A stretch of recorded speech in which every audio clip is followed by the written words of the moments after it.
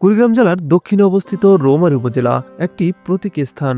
মুক্তাঞ্চল উপজেলা নামে পরিচিত এই অঞ্চল বাংলাদেশের ইতিহাসে একটি বিশেষ স্থান অধিকার করে রেখেছে। রৌমারী উপজেলা প্রকৃতির এক নিখুঁত আবাসস্থল। কুড়িগ্রামের মূল স্থলভাগের সাথে সরাসরি সড়ক সংযোগ না থাকলেও নদীপথই এখানকার প্রাণ। জামালপুর জেলার নিকটে অবস্থিত হওয়ায় ঢাকার সাথে যোগাযোগ সহজ হয়েছে।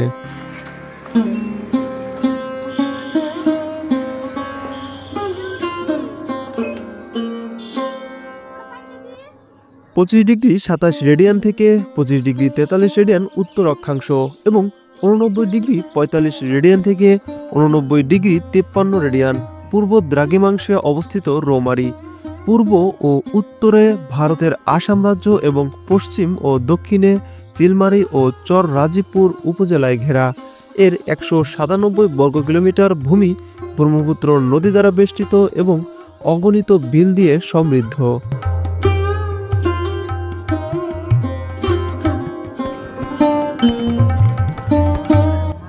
রৌমারী নামটি ইতিহাসের সাথে ওতপ্রোতভাবে জড়িত।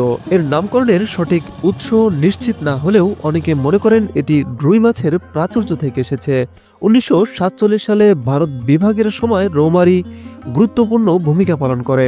মৌলানা আব্দুল হামিদ খান ভাসানী এবং আব্দুল কাশেম মিয়া পাকিস্তান কেল্লার স্থাপন করেন এবং পাকিস্তানের জন্য যুব সমাজকে সংগঠিত করেন। 1971 সালের মুক্তিযুদ্ধেও রৌমারী মুক্তিযোদ্ধাদের অন্যতম ঘাঁটি ছিল।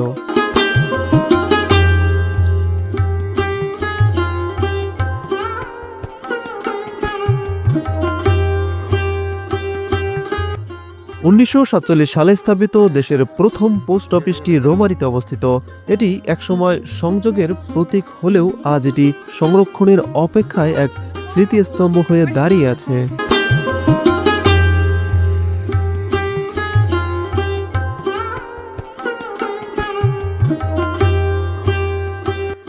1908 সালে থানা হিসেবে প্রতিষ্ঠিত হয় রৌমারী। 1983 সালে উপজেলা হিসেবে উন্নীত হয়। এই অঞ্চলটি 6টি ইউনিয়নে বিভক্ত: রৌমারী, চাদরচর, শোলমারী, দাঁতভাঙ্গা, বন্দবের এবং চর শোলমারী। প্রতিটা ইউনিয়নই এখানকার সমৃদ্ধ সামাজিক কাঠামোর অংশ।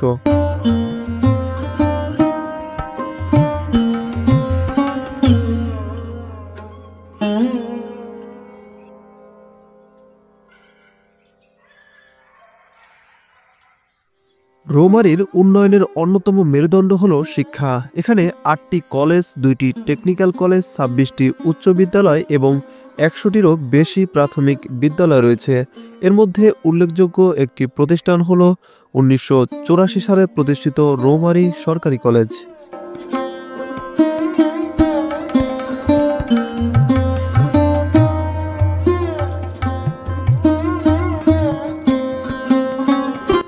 কৃষি রৌমারীর অর্থনীতির প্রধান চালিকা শক্তি। এখানকার উর্বর ভূমি ধান, পাট এবং অন্যান্য ফসল উৎপাদনে সমৃদ্ধ।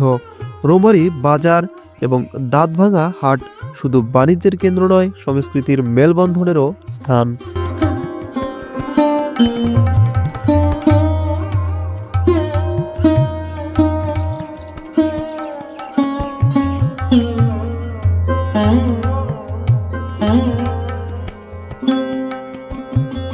রৌমারীর আত্মা নিহিত এর নদীগুলোর মাঝে: ব্রহ্মপুত্র, সোনাভুরি এবং জিঞ্জিরাম। এইসব নদী এবং নোটান বিল, আলীর ডোবা প্রভৃতি জলাভূমি এখানকার জীবনের অঙ্গ।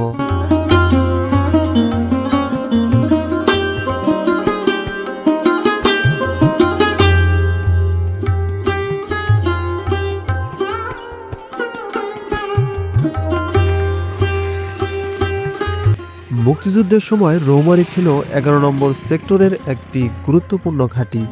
মেজর জিয়াউর রহমান এবং কর্নেল তাহেরের নেতৃত্বে মুক্তিযোদ্ধারা এখানে প্রশিক্ষণ নিয়ে অপারেশন পরিচালনা করতেন। তাদের ত্যাগের মধ্য দিয়েই আজও রৌমারী মুক্তাঞ্চল নামে পরিচিত।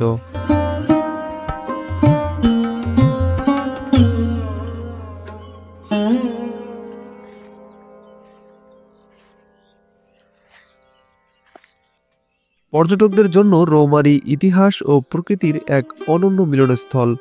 বড়াইবাড়ি স্মৃতিসৌধ, সোনাভুরি নদীর নির্জনতা এবং চন্দ্রাবাড়ি পর্যটন কেন্দ্র প্রতিটা স্থানই একটা গল্প বহন করে।